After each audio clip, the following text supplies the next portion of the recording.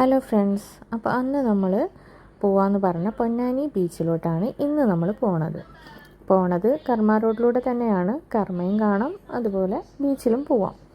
അപ്പോൾ ഇന്ന് സമയം ഒരു 5 മണിയൊക്കെയാണ്. ആ നേരത്താണ് പോകുന്നത്. കാരണം നല്ല നേരത്തെ പോയി കഴിഞ്ഞാൽ നല്ല വെയിലായിരിക്കും ബീച്ചിൽ. അപ്പോൾ നമുക്ക് അവിടെ കുട്ടികളായിട്ടൊക്കെ ഇരിക്കാൻ വളരെ ബുദ്ധിമുട്ടാണ്. അപ്പോൾ കുറച്ച് ലേറ്റായിട്ടാണ് ഇറങ്ങിയത്.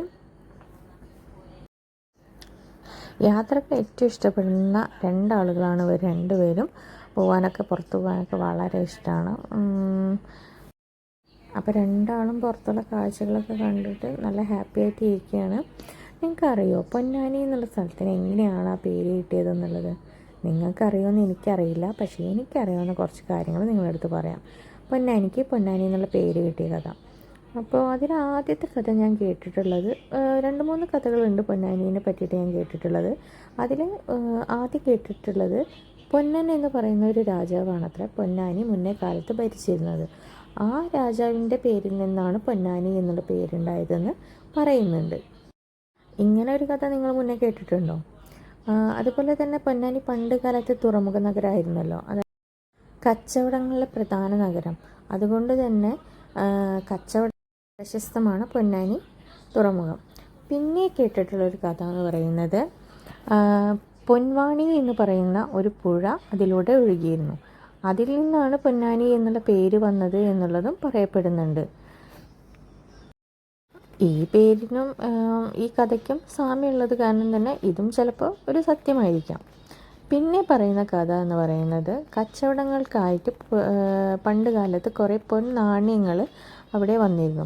അപ്പോൾ ഈ പൊൻനാണ്യങ്ങളിൽ നിന്നാണ് പൊന്നാനി എന്നുള്ള പേരുണ്ടായതെന്നും പറയുന്നുണ്ട്. അങ്ങനെ കഥ പറഞ്ഞ് നമ്മൾ പൊന്നാനിയിൽ പുതിയ കർമ്മ റോഡും പൊന്നാനി ഹാർബറും തമ്മിൽ ബന്ധിപ്പിച്ച് പാലത്തിലൂടെയാണ് ഇപ്പോൾ കടന്നു പോയത്. പറഞ്ഞ് നമ്മൾ ബീച്ചിലെത്തി. പക്ഷെ പറയാതിരിക്കാൻ വയ്യല്ലോ, ബീച്ചിൻ്റെ അവസ്ഥ ഇപ്പോൾ വളരെ ശോചനീയമാണ്. എന്താ വെച്ചാൽ വളരെ വേസ്റ്റുകളൊക്കെ കൊടുന്ന് കൂട്ടിയിട്ട് ഭയങ്കര ദുർഗന്ധം. അതുപോലെ തന്നെ ആ സ്ഥലമൊക്കെ ആകെ വൃത്തികേടായി കിടക്കുകയാണ്.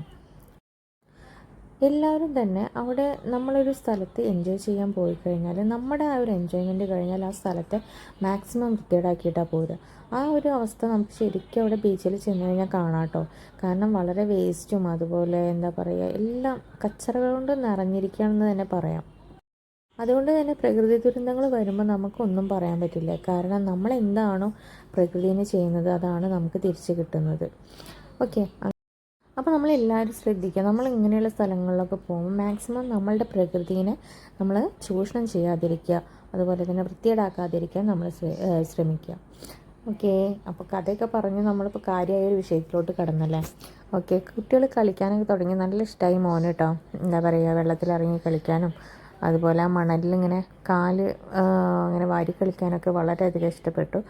മോളും കുറേ നേരം ആ വെള്ളത്തിൽ, അതായത് നല്ല അങ്ങോട്ട് ഇറങ്ങിയില്ല, കരയിൽ തന്നെയാണ് നിന്നത്. വൈകുന്നേരം നേരമായത് കാരണം നന്നായിട്ട് തിരമാല കയറി വരുന്നുണ്ടായിരുന്നു.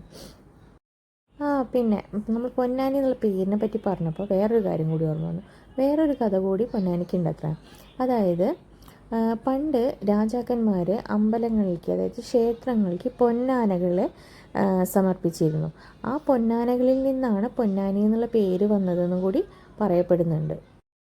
അതുപോലെ തന്നെ ആ പൊന്നാനകൾ നടന്ന ആ സ്ഥലം പിന്നീട് പൊന്നാനിയായി എന്നും പറയുന്നു. അപ്പോൾ ഇത്തരം കുറച്ച് കഥകളൊക്കെയാണ് ഞാൻ പൊന്നാനിയെ പറ്റിയിട്ട് കേട്ടിട്ടുള്ളത്. എന്തൊക്കെ തന്നെ ആയാലും ഈ കഥകളൊക്കെ തന്നെ പൊന്നാനി എന്നുള്ള പേരിന് സ്യൂട്ടബിളായിട്ട് എനിക്ക് തോന്നി.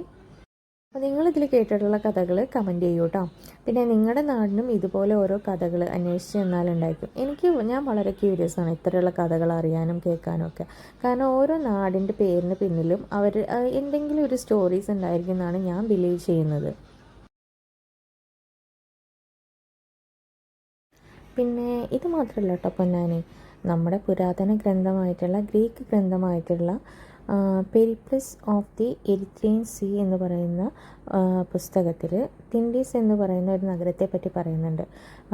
ചരിത്രകാരന്മാർ പറയുന്നത് അത് നമ്മുടെ പൊന്നാനി നഗരത്തെ പറ്റിയിട്ടാണ് പറയുന്നത് എന്നാണ്. അതുപോലെ ഇപ്പോഴും നമ്മുടെ പൊന്നാനിയിൽ പണ്ടത്തെ പാണ്ഡികശാലയും അതുപോലെ തന്നെ ജുമാ മസ്ജിദൊക്കെ നിലനിൽക്കുന്നുണ്ട്. തൃക്കാവ് ക്ഷേത്രം, അതിന് തൊട്ടടുത്തൊരു പള്ളിയുണ്ട്. ഇതിനൊക്കെ അതിൻ്റേതായ ഒരു കഥകൾ പറയാനുണ്ട്. അപ്പോൾ ഇത്രയൊക്കെയാണ് ഇന്നത്തെ പൊന്നാനി വിശേഷങ്ങൾ. നിങ്ങളും നിങ്ങളുടെ നാട്ടിൻ്റെ കഥകൾ കമൻറ്റ് ചെയ്യൂ. ഓക്കെ, അടുത്ത വീഡിയോയിൽ കാണാം. ബൈ.